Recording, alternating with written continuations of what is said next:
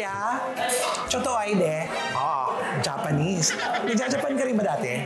Ay, matagal ka na rin dito? As in? Actually, construction pa lang dito. Baka naman construction worker. Pwede ba ako mag-apply ng manager dito?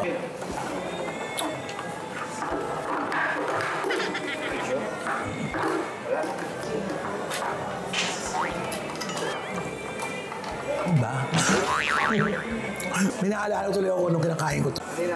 Panahon ng hapon. Okay nga para makakapag-ingay tayo. Ang haba, isang ruler. Minsan maganda yung mga ganitong moments. Tinapangako ko, inay, bukas, luluhod ang mga tala. Ang mahal. Ilang piraso yung laman? Diyos ko, ang mahal. Medyo may kabagalan kasi masyadong maraming tao. Ay, may kalasa, sikat na kapihan.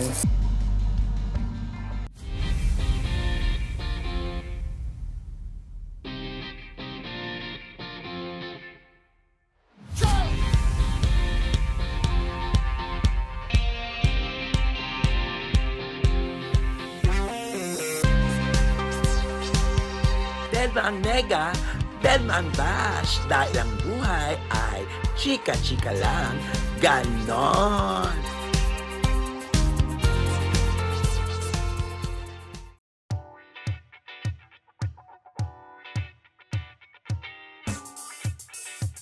Eto na mga kachika, tara na! Sabay-sabay natin experience kung anong meron dito sa Shokudo Ramen! Irichaimasen! Ganon! Una muna, ang ganda ng lugar. Sobra, malamig. Para tayo nasa abroad. Kuya, chotoay de. Japanese. Nagja-Japan ka rin ba dati? Ay, ang pangalan mo? Ark, ako si Ronald Chica. Hello. Hajime Mashite, ganyan yun, di ba? Ano ka dito? Manager pa talaga kukuha ng ano? Ano yung bestseller niyo dito? We recommend our tempura, the biggest tempura in town. And we also have the ramen. So you have a lot of choice of ramen. Ay, yung pinaka-bestseller niyo dito na kung saan yung talagang dinadayo kayo talaga ito. Tantan meron. Tantan maanghang yun. Yes. Tapos, The ebi tempura. yung ebi... Talaga. Ay, talaga to. Ang mahal. Ilang piraso yung laman? 5. Diyos ko, ang mahal. Ito malalaki yun. Subukan natin to. Ilaban natin to kung gaano kalalaki yung tempura nila. So yung hipo na ginamit is tiger prawn. Ay, tiger prawn. So malaki talaga ito.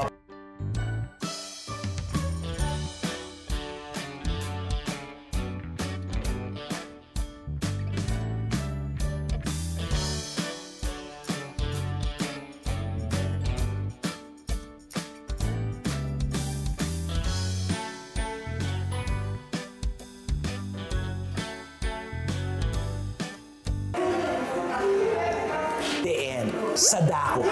Shokudo. Natatandaan ko pa na nagda-Japan ako. Ganito yung tag as in. Pero nami-miss ko talaga ang Japan. Kung may babalik ko lang. Ha? Kuya, ano yung ibig sabihin ng Shokudo? A small business or a small restaurant. Eto, bakit may tsaa? Kasi diba, noodles to, diba? Lumalaki sa tiyan to. Kaya dapat, after mo kumain ng noodles, iinom ka ng tsaa. Hot tea, ika. Para mabilis pang patunaw ng mga noodles. Ganon. Pero sa kaso natin, dahil wala pa tayong in-order, magtsatsaan ng muna tayo. Ganon. Ilang taon na po to? Nag-ibaw lang po, December lang po. Matagal ka na rin dito? As in? Actually, construction pa lang dito. Baka naman construction worker. Binild po to. Kasama natin. Ay, ang galing. Pwede ba ako mag-apply ng manager dito? Anong oras kayo nagbubukas? 11 a.m. to 12 midday and 1 a.m. Kami hanggang madaling araw. Salamat, kuya. Itadakimasu. Ganon. Let's eat ang ibig sabihin nun. Pati sa pag-inom, sinasabi yun sa Japanese, itadakimasu. May kanin mango salad sila. Meron na naman tayo complimentary. Ito na talaga yun eh.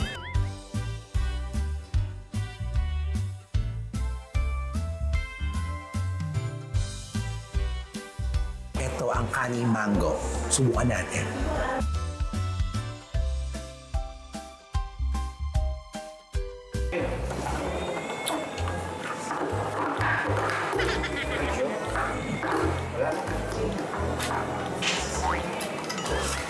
Minus 20 ito. May naalala tuloy ako nung kinakain ko to. Ha? Panahon ng hapon. Ha?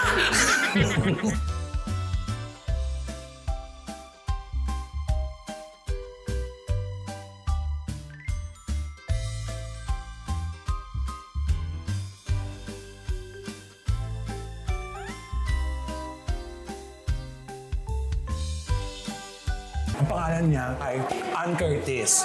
Bakit ang Curtis? Diyosa. Doon talaga para happy tayo. Kasi walang tao, tayo lang. Kailangan libangin natin ating mga sarili. O kaya para makakapag-ingay tayo.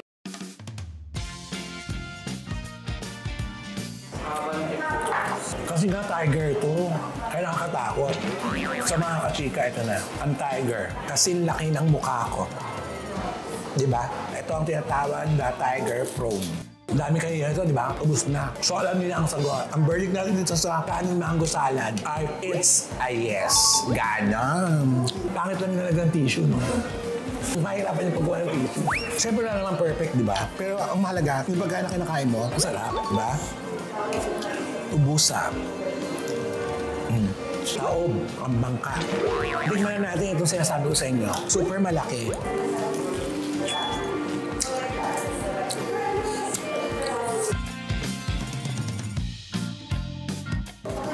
Ang haba, isang ruler. Sa mga mahilig dito sa tempura, ito na talaga yung tempura. Ganon. Kasi pag maliit, tempura. Pag malaki, tempura!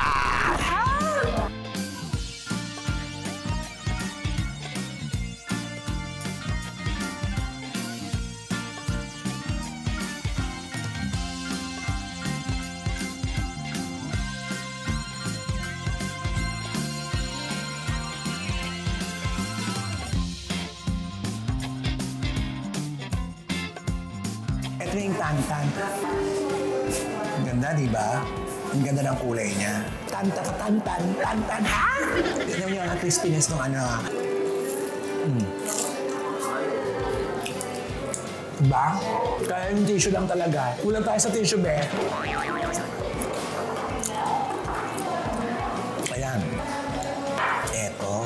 Alam niyo, sa Japan, itong gusto ko kasi nakakapagluto ako niyan. Yakisoba, parang pansit canton nila. Magmagalaw, di ba? Kasi naiinitan, di ba? Kaya gumagalaw. Pero ito, tingnan muna natin ito. Itong tantan ramen nila.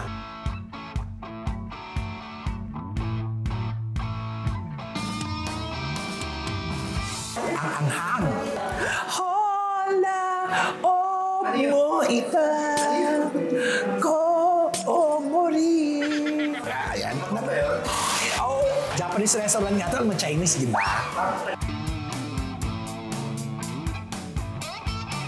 Sa Japanese restaurant, nagkakatalo-talo sila sa noodles. Galing pa sa Japan tong noodles nila. Pati yung mga ingredients. Makikita mo talaga yung mga authentic na lasa. Pag gano'n yung imported lahat. Kaya may itlog nila. May oras ang pagluto niyan. So, siguro 5 oras. Hindi ito yung basta pinakuluan lang. Kasi meron silang mini-maintain na yung medyo basa-basa ang pula.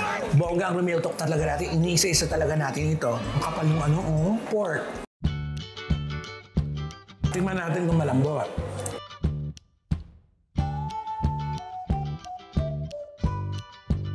Tamang-tama lang. Kasi makapal. Kasi meron ako nakakainam, malambot na malambot kasi manipis. Gano'n naman yun, di ba? Tatlong malalaki. Hindi ko muna kakainin itlog kasi mabubusog ako. Ang dami ko pang kakainin.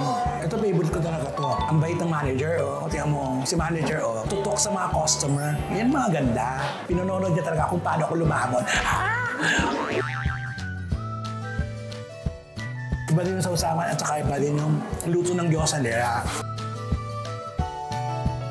Yakisoba naman ang ating kakain. Favorite ko. Tignan mo kung gaano karami ng laman, di ba?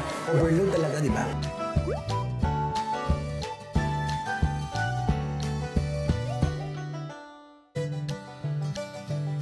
Nakabusog. Alam mo yung makikita mo pa lang talaga siya, bumubusog ka na. Lalo na pag ilain mo. Yung tempura, it's a yes. Yung crunchiness and everything. At yung laki niya, sobra. At yung gyoza, tama lang. Typical na gyoza ang kinakain natin sa mga Japanese restaurant. Itong yakisoba din, overload. Mapapatakam ka talaga sa sobrang dami ng laman. Tingnan mo, yung shrimp nila, ang lalaki. Ang dami sa seafood, sa yakisoba na. Yung ramen nila ito, yung tantan, yes. Tamang-tama lang yung ramen nila. Pati yung noodles, tamang-tama lang. Basta masarap. Dapat kung yakisoba lang, wala ng ramen. Pero dahil pinufood vlog na natin at pinakikilala ko sa inyo, mamimili lang kayo ng orderin nyo pag nagpunta kayo dito sa Shokudo. May-ari ba ito Pilipino? Ako. Dati lang dyan Japan? Actually, maganda story. Totoo lang po, magkasama kami sa trabaho natin. Shelter ko lang po siya dati. Nag-abroad. Hindi po, may blessing. Kinuha niya yung mga tao, pinagkakakiwala. Ang ganda na naman ng kwento. Biliin mo, manager ka rin doon. Kasama niyo siya. Tapos ngayon, siya may-ari na at kinuha ka lang. Napakabait. Ang galing. Tingnan mo ang swerte talaga, di ba? Tapos nagtayo na siya nito. Parami na ng parami. Nag-umpisa siya, maliit dati. Nakita ng potential. Capitalize sa kanya. Kaya, May tumulong sa kanya. Mga kaibigan, dito sa wish ko lang. Ang ganda ng kwento. Makikilala ko din niya si Madam. ako yung lalaki. Madom.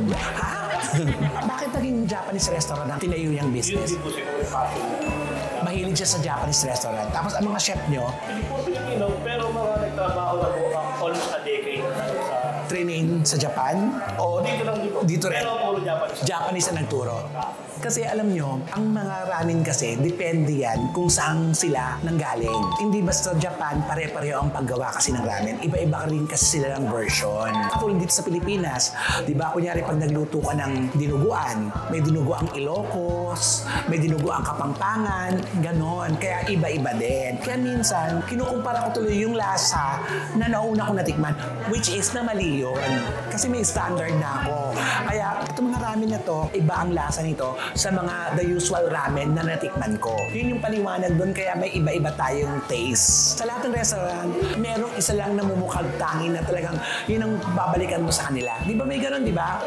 Perfect. May trademark ang isang bawat restaurant. Pero for me, itong lahat ng kinain natin dito, masarap. Ayan na, masarap po dito. Lalo na ito, first time kong umorder ng ganitong kalaking tempura. Sobrang laki, sobrang mahal. Ha? Okay, Kuya Mark, salamat ha. So ito na nga mga kachika, ayan. Almost done na po ang ating ramen. Tapos ito din, nakalahati na rin po natin. Ito pong tantan ramen nila, masarap. It's a yes. Ito yung sinasabi ko kanina sa inyo. Tama lang yung yakisoba nila. Ito, ma-amaze ka dahil sa laki, di ba? It's a yes. Yung ebi, tempura nila, ang laki. Yung kani salad, masarap din. Sobra. Try nyo na po dito. Kaya for me, Shokudo, it's a yes. Ganon. So, eto na. Yung balutin mo ako. Sharon Cuneta talaga tayo. Kasi hindi talaga natin mauubos. So, ayan na nga. Nagbayad na po tayo. Natin lang natin yung change natin. For a total of 1,700 something. Binigyan pa tayo manager's discount. Napakabait ni Manager Mark dito. Sobra. Napaka-maasikaso nila. Yung mga staff nila mabait. Lalo na yung manager na si Kuya Mark. Super bait. Ganon. Kaya klap naman ang service dito. Thank you very much. Domo arigato. Ayan, bye. Ayun sila kuya. Salamat kuya. So ito na mga kachikan, second destination. Dito na po tayo sa Tomas Morato Circle. At pupunta tayo doon sa 7th floor. Na kung saan ito dinadayo rin po itong lugar na ito. Kasi napakaganda po dito lalo na pag maggagabi na. Kaya nang galing tayo sa Japanese restaurant. Ngayon, pupunta naman tayo sa Korean Cafe. Ganon. 3rd floor lang pala. I'm here, cafe. Ganon. Tingnan mo, ang ganda. Ito yung kakaibang may experience siya dito. Ang kakaibang ambience. Para ka nasa Korea.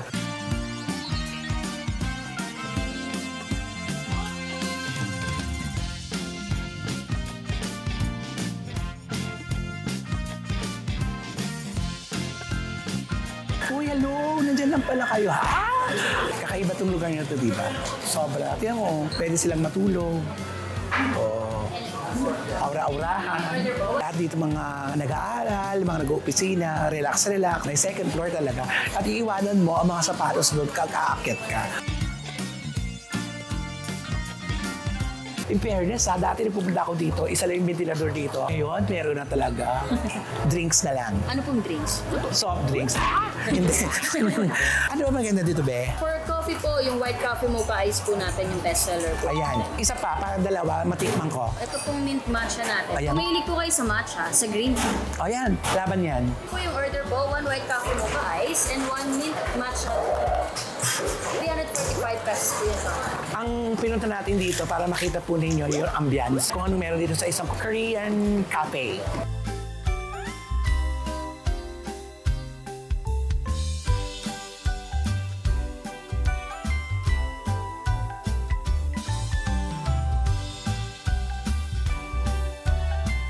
Hanggang 3 a.m. sa dito, start kayo ng 11 a.m. Yes. Diba? Dati madalas talaga ako dito as in. Nung nandito pa ako sa Morato nagtatrabaho.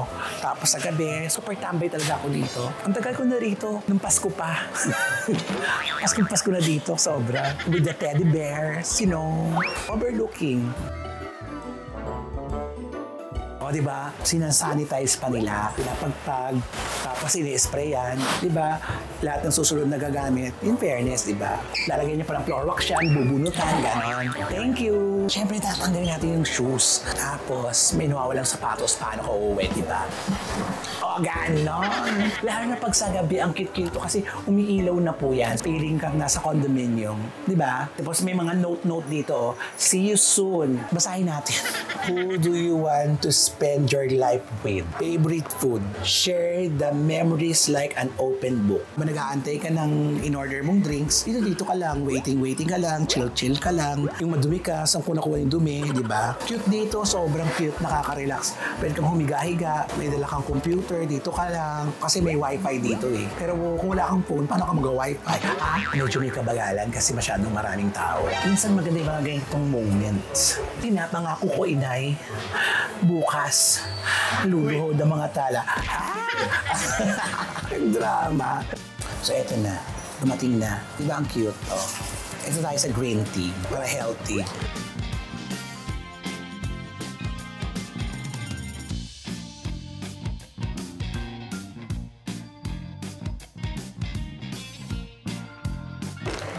Sarap. Ito ang masarap talaga, matcha. 173, fairness. Kasi yung venue, ang binayaran mo dito, maganda na yun, yung ma-relax ka. Ito yung mga bestseller daw nila dito. Subukan din natin itong white cafe mocha.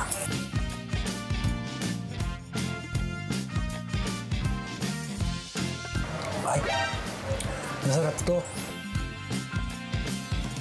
May kalasa, sikat na kapihan, masarap. For me, cafe, mocha, and green tea, sobrang masarap. It's a yes! Alam mo ako yung taong hindi naman ako makape actually, pero nagkakape na ako dahil ini-experience ko po yung mga magandang kapihan dito sa Metro Manila. Para alam niyo yun, sa mga lahat po nanonood sa atin, baka gustong ma-experience o mamaya, sa kaya magandang kapihan aside sa Starbucks. O diba, ito relax, may saksakan, may pabentilador, saan ka pa?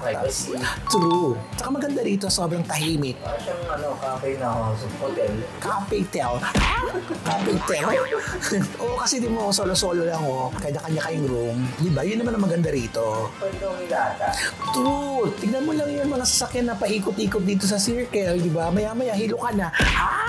Ganon. So, it's a yes dito sa cafe. I'm here. Maganda lahat-lahat. Ang ambience, ang kembot sa view, and everything lahat. Maganda ang ventilasyon. Aside sa aircon nila, may pa-ventilador ka pa. Saan ka pa? Tapos may paunan ka pa, may mga couch. Yun ang pinakamaganda yung at home ka.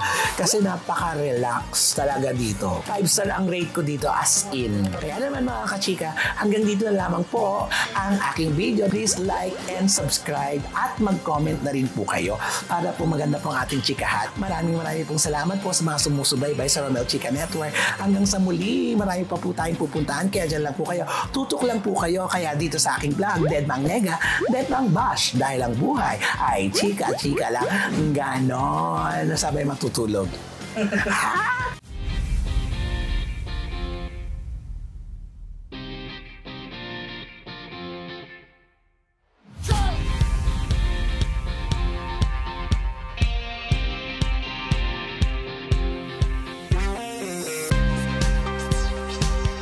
Dead Mang Nega, Ben and Bash dahil ang buhay ay chika-chika lang.